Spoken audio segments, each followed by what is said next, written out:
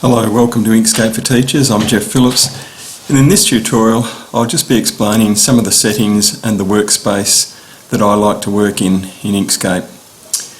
When you open up Inkscape you might have a window something like this.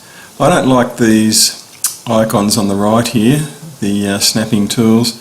I prefer them up here with everything else. So one of the first things I always do, and this maintains this setting after you open up Inkscape another time, but you can go to View, Custom. It's not really custom, there's nothing much you can change personally, but it does put those snapping tool icons up here, so it's one of the first things I like to do.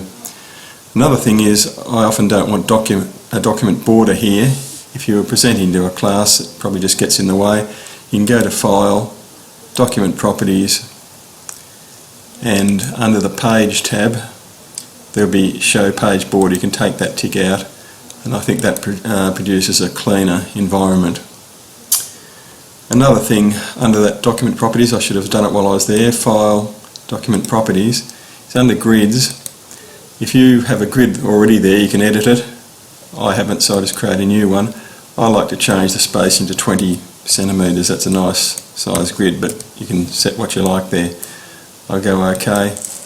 Now I don't want to really see that grid, I could have hidden it there, but I can also go to View and take the tick off page grid to get rid of that. Another thing with regard to those snapping tools, this switch here turns them all on or off.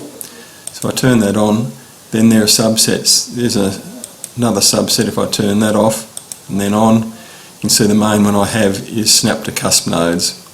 Over here I like to have the Snap to Centres of Objects and Snap to Rotation Centres turned on.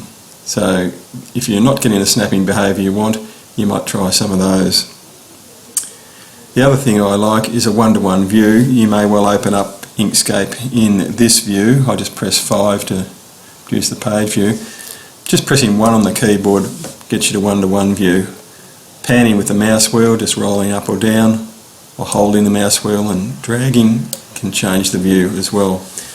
Control mouse wheel up, zooms in, control mouse wheel down, zooms out. Now the dialogues that I most often use are the fill and stroke, which can be obtained by this icon here, or Control Shift F. Another one that I like is the Align dialogue, this icon here, or Control Shift A. And if the one that you want is not there, just click on it and it should resume, or you may need to scroll up and down a bit if you've got lots of dialogues open here. I've only got 2, so I can't see the vertical scrolling bar there.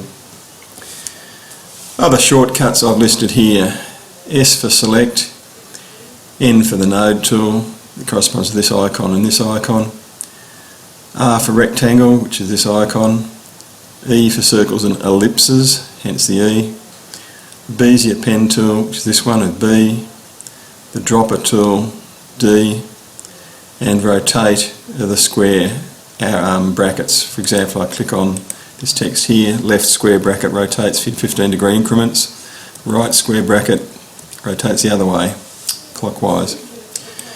Anyway, they're my main settings. These are by no means comprehensive. There are probably thousands of other settings and shortcuts that you can experiment with. You can download an Inkscape shortcut key manual and look at the Inkscape guide online. I think you can get those via inkscape.org, or send me an email and I can help you out, or contact me.